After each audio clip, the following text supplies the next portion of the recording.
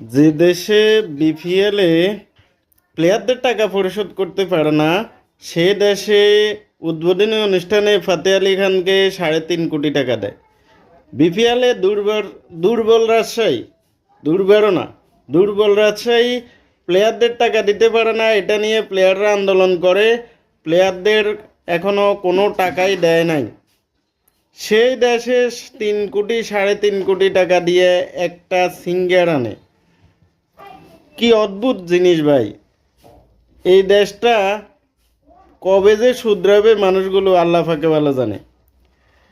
যে বিপিএলে প্লেয়ারদের টাকা পরিশোধ করে নাই এখনো, 25% দেওয়ার কথা, 1%ও দেয় নাই।